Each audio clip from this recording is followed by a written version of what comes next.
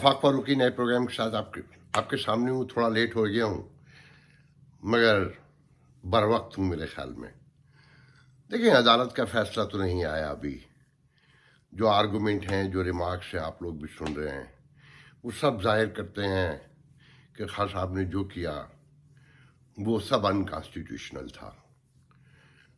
और जिस अंदाज से खान साहब दनदनाते फिर रहे हैं, ये जानने के बावजूद कि सब कुछ वो अनकॉन्स्टिट्यूशनल कर रहे हैं, और अपोजिशन आर्टिकल 6 की बातें कर रही है, मगर खान साहब का कॉन्फिडेंस, उनके दोस्तों का, उनके साथियों का, उनके कैबिनेट के जो वजीर सामने आ रहे हैं, वो तर्जमान वगैरह तो शहबाज गिल जैसे तो भाग गए हैं, क्योंकि उनका इतना जहन तो है नहीं कि वो कुछ सोच सकें।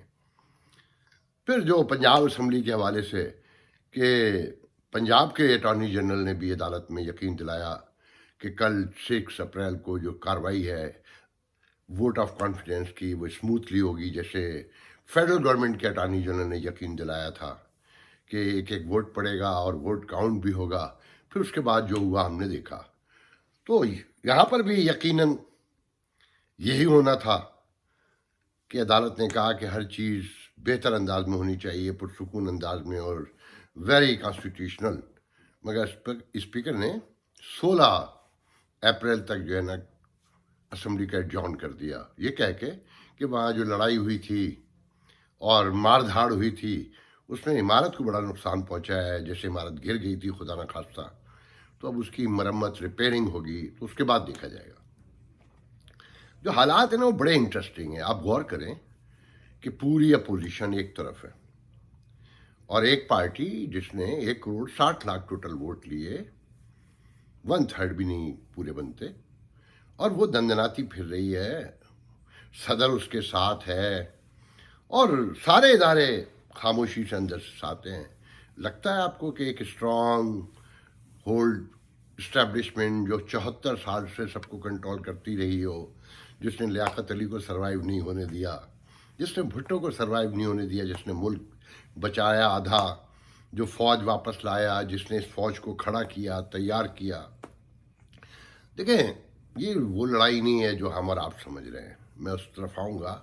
मेरे पास बड़ा तजिया है, खबर तो मैं नहीं कहूँगा उसे, खबर की रोशनी में तजिया है।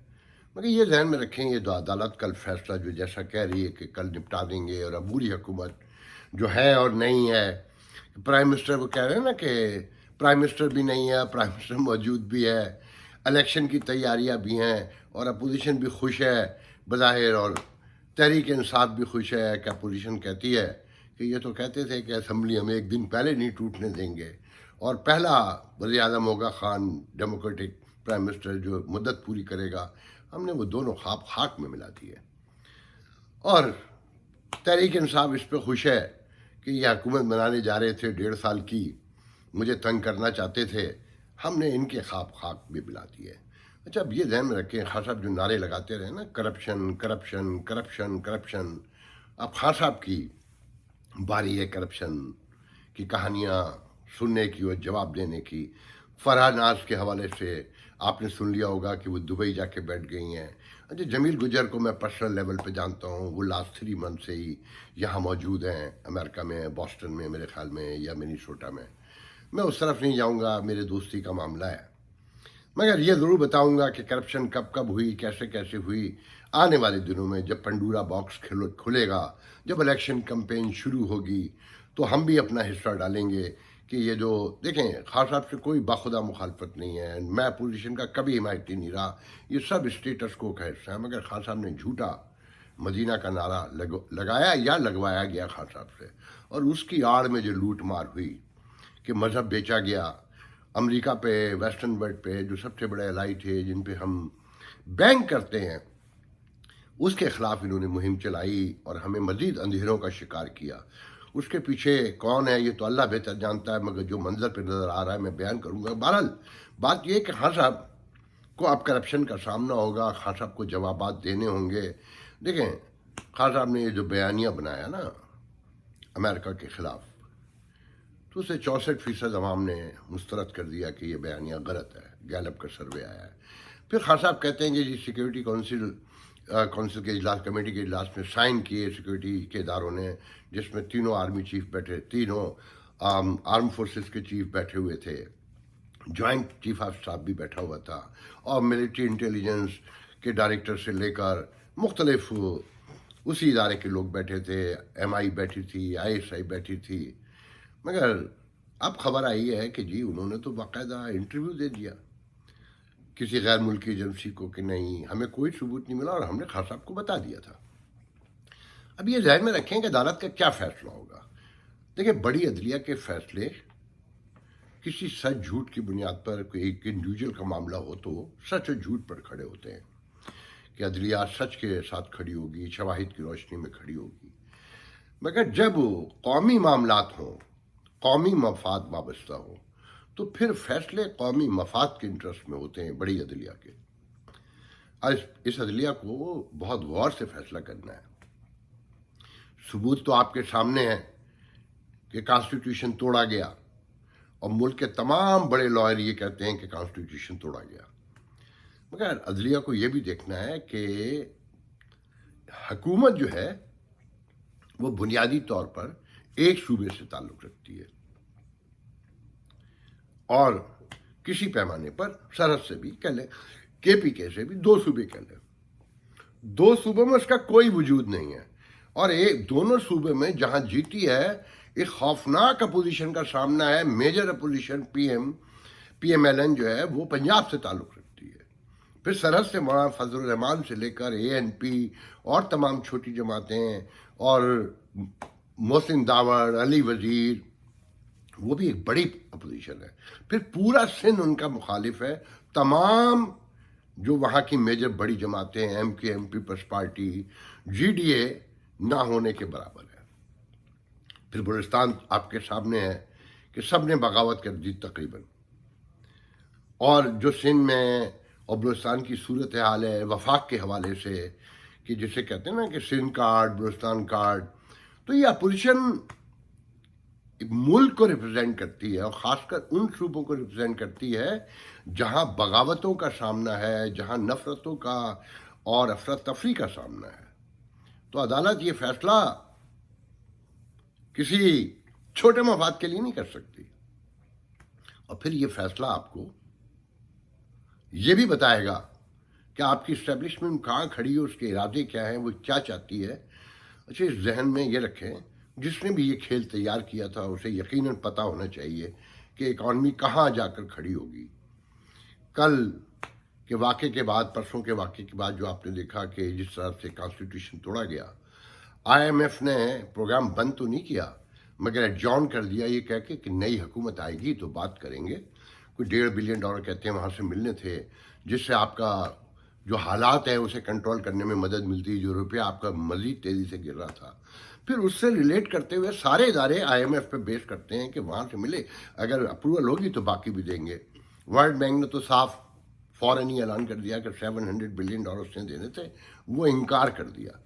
اب معیشت دان یہ کہتے ہیں، اکانومک ایکسپرٹ کہتے ہیں کہ پاکستان دیوالیہ پر جا کر کھڑا ہو گیا ہے. روپیہ کل تاریخ میں پہلی بار $1.25 سے زیادہ ایک لمحے میں گرا ہے. اسٹاک ایکسچینج زمین پہ گر گئی ہے، اور آنے والے دنوں میں کوئی نہیں کہہ سکتا کہ کیا منظر بنے گا، کیا ہوگا، اور لڑائی کتنی بڑھے گی. عدلیہ کے فیصلے پر اس بات کا سارا دار و مدار ہے.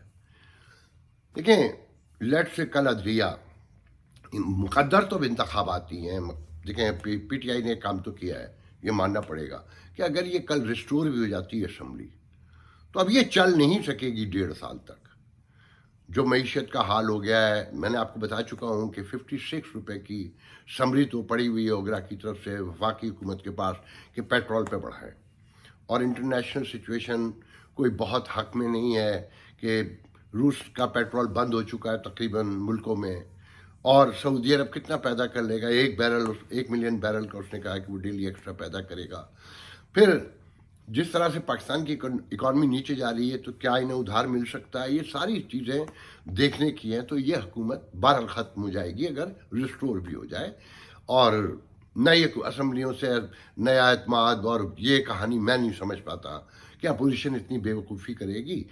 3 مہینے کا جو الیکشن کا ٹائم آئے گا، اور کیا 3 مہینے میں الیکشن ہو سکتے ہیں، وہ بھی ایک سوالیہ نشان ہے. کہ نئی مردم شماری، نئی ریفارم، بہت کچھ پیچھے ہے. کچھ لوگ تو کہتے ہیں کہ فائنلی فوج کو آنا پڑے گا. میں نہیں سمجھتا، مگر ہو سکتا بھائی. اب آتے ہیں یہ ساری سچویشن کریٹ کیوں ہوئی، یہ سارا کھیل کیا ہے، اس کے پیچھے کون ہے، اس کے مقاصد کیا ہیں. کل بہت سے لوگوں نے وہ ویڈیو دیکھا ہوگا جو میں یہاں آپ کو دکھانے جا رہا ہوں.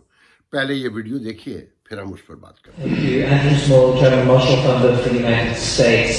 Thank you very much for your excellent speech. I just had a question about China. China's becoming a more global power. Pakistan is in many ways China's closest security partner. You talked about CPEC in your remarks as one of the focal points of cooperation. I just wondered if you might sketch out how you saw security cooperation with China progressing in the next decade. As I said in the speech, that we are not looking for camp politics. We had historically excellent with the United States. The good army that today we have is largely built and trained by the United States. The best equipment that we have is the American equipment. We still have deep cooperation with the United States and our Western friends.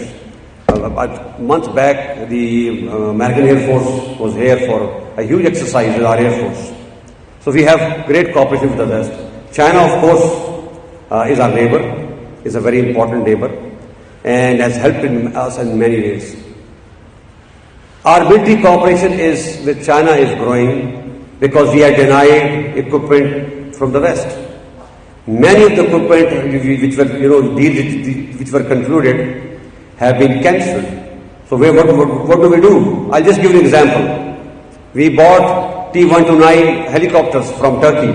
It's a very good machine, and the deal was signed. It's a defensive weapon. It's a gunship. But the engine was of American origin. So the Americans refused to give the third-party certification. So what do? Either we wait or go somewhere else. Either go to Russia or go to China. We will prefer to maintain a balance. Similarly, we were making some 8 submarines, and the German was supposed to give the engines and everything was done. And the last moment, when the submarine was ready, the German refused to give us the engines. France has done the same, of course under the Indian pressure, because India is a big buyer. So what do? It is your responsibility to maintain the balance. If you are tilted towards one side outrightly. کیا ہمارے army general, ہمارے army chief کیا کہہ رہے ہیں؟ یہ American صحافی تھے جو آپ کو نظر آ رہے تھے، ان کا سوال تھا. تو ہمارے آرمی جنرل کا آپ نے چیف کا جواب سنا کہ مر نہ جاتے، وہ شعر ہے مولانا کوثر نیازی کا، تاب کے درد کی دوا کرتے، مر نہ جاتے تو اور کیا کرتے. کسی حد تک بات تو درست ہے، مگر یہ منظر پہ نظر آنے والی بات ہے. جب گریونسز گھر کر جائیں دلوں میں، اور کدورتیں نفرتوں میں بدل جائیں یا نفرتوں کے قریب ہوں، تو پھر وہ نہیں ہوتا جو لاجک کہہ رہی ہوتی ہے. کہ بالکل درست کہا بظاہر کہ یہ میں آپ کو ان پروگراموں میں بتاتا رہا ہوں کہ یہ آرمی بنائی ہوئی امریکہ کی ہے، ویسٹرن ورلڈ کی ہے، امریکہ کی بنیاد پہ اگر ویسٹرن ورلڈ نے بھی دیا ہے. اس کی ٹریننگ حسین حقانی نے اپنی کتاب میں لکھا ہے کہ اس کی پہلی چھاونی جو ہے، اس سے لے کر ابھی کچھ عرصے پہلے تک اس کی وردی، جو دیواروں پہ رنگ چونا ہوا ہے، وہ ہر چیز جو ہے، بندوق کی نالی، گولی، سب امریکہ کا دیا ہوا ہے. اب امریکہ کچھ نہیں دینا چاہتا. کیوں؟ جیسا کہ جنرل صاحب نے کہا کہ ہماری آرمی تو ٹرین امریکہ کی آرمی ہے، اور ابھی ہم نے 1 ماہ پہلے مشقیں بھی کی ہیں امریکن ایئر فورس کے ساتھ. ہمارے چائنا سے بھی تعلقات ہیں. وہ کہتے ہیں کہ دیکھیں، جب ہمیں ایکوپمنٹ لیٹرز نہیں ملے گا جنہوں نے یہ آرمی بنائی ہے، تو ہم کہیں نہ کہیں تو جائیں گے نا، رشیا کے پاس جائیں گے، چائنا کے پاس جائیں گے، اور جہاں موقع ملے گا. کہ ہمیں جرمنی سے بھی انکار کروا دیا گیا. فرانس کا تو یہ ہے کہ جی ہندوستان اس کا بہت بڑا بائر ہے. پھر ٹرکی جو ہمارا اسلامی برادر ملک ہے کہ ہیلی کاپٹر ہمیں طے ہو گیا، فائنل ڈیل ہو گئی، مگر انجن امریکن تھا. अमेरिकन ओरिजिन था तो उन्होंने थर्ड पार्टी सर्टिफिकेशन देने से इनकार कर दिया। तो अब हम क्या करें इन हालात में?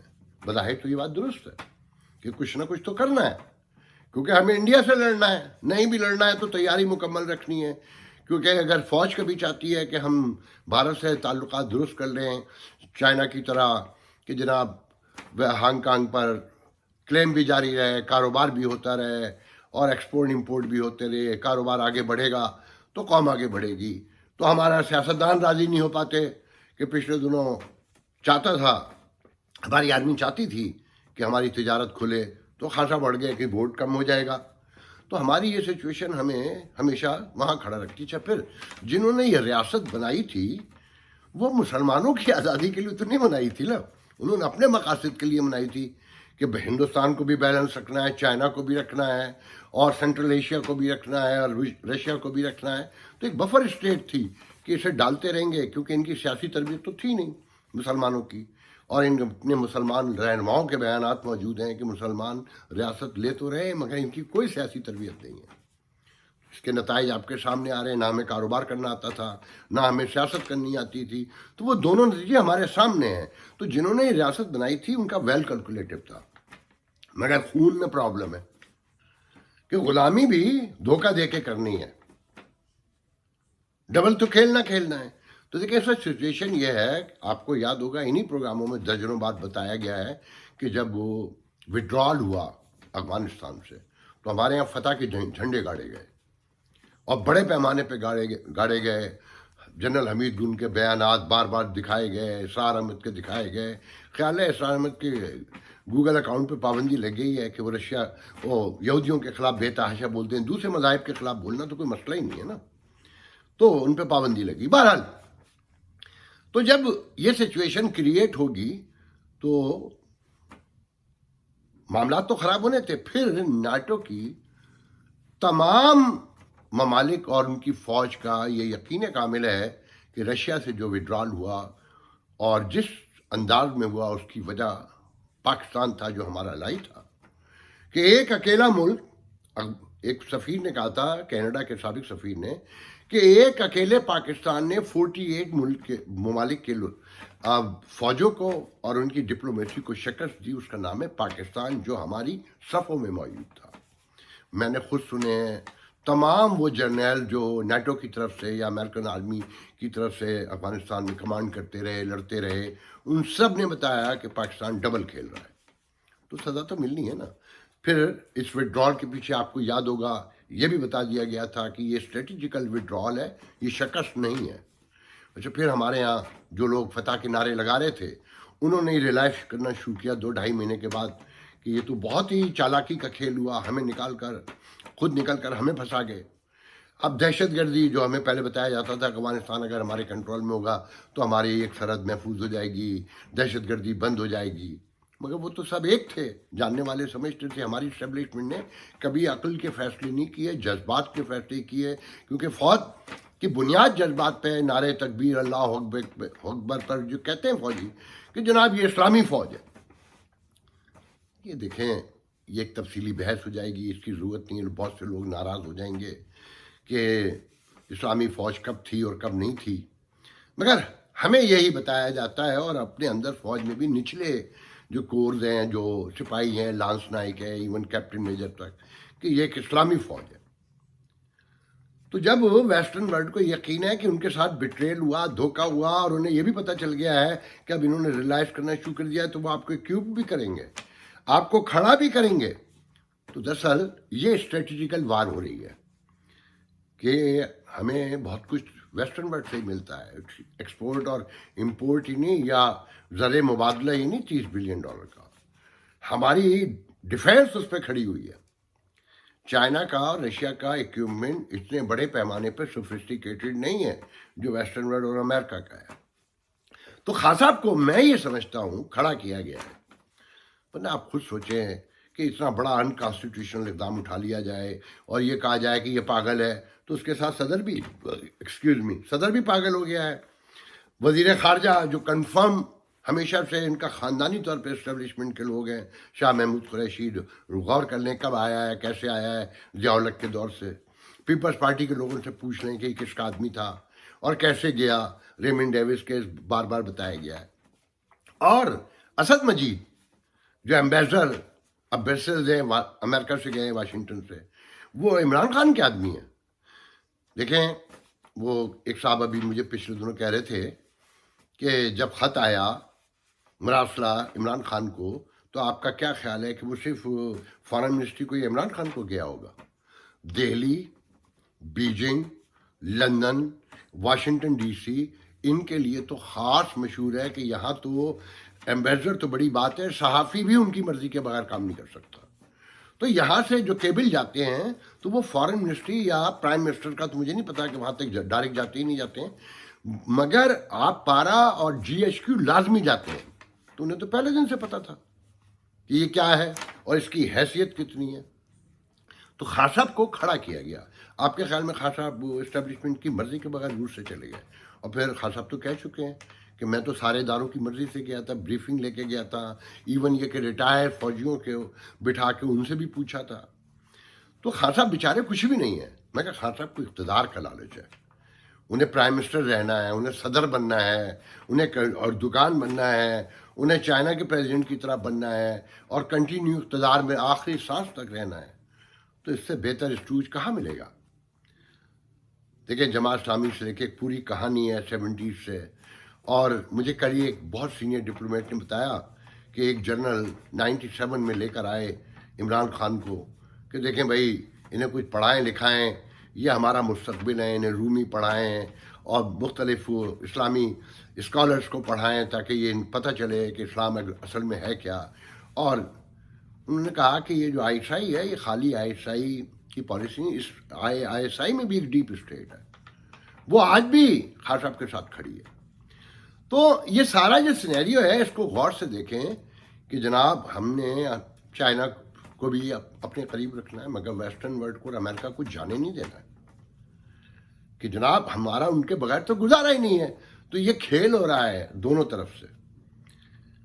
اب دیکھنا یہ ہے کہ ایک ٹوٹی ہوئی, بکھری ہوئی, سکڑتی ہوئی اور بے ترتیب, بے ڈائریکشن جسے کہتے ہیں نا, ڈائریکشن لیس اکانومی, وہ جیتے گی یا وہ ایک اسٹیبل منصوبہ جو اسٹریٹجکلی 20 سال 50 سال بلکہ جو پاکستان بنا سکتے ہیں فیوچر سوچ کے تحت کہ آنے والی دنیا میں اس ملک کی ہمیں کیا حیثیت ہوگی, وہ جیتیں گے. تو سپریم کورٹ کا کل فیصلہ آپ کو یہ بتائے گا کہ ہم کہاں کھڑے ہیں اور اسٹیبلشمنٹ کیا چاہتی ہے. یہ بھی ذہن میں رکھیں کہ اگر کل اپوزیشن کے حق میں فیصلہ آتا ہے تو اب حکومت نہیں بنے گی. جنہوں نے جو کام دکھانا تھا, جس کو میسج دینا تھا, وہ دے دیا ہے. اب یہ دیکھنا ہے کہ ٹورڈ پاکستان ویسٹرن ورلڈ کیسے بیہیو کرتا ہے, وہ کتنا اور ہماری اکانومی کو آزماتا ہے, کہاں تک جانے دیتا ہے, کہاں سے ہماری واپسی کرے گا, یا فیصلہ کر لیا گیا ہے کہ بس اب بہت ہو گئی. مگر میرا دل نہیں مانتا کہ اتنی بڑی منظم فوج, اتنی ویل اکوپڈ ایٹم بم, اسے ایسے چھوڑ دیا جائے گا. تو کہیں نہ کہیں گفتگو تو ہوگی, مگر اس میں یہ ذہن میں رکھیے گا کہ خان صاحب بھینٹ چڑھ گئے. اللہ حافظ.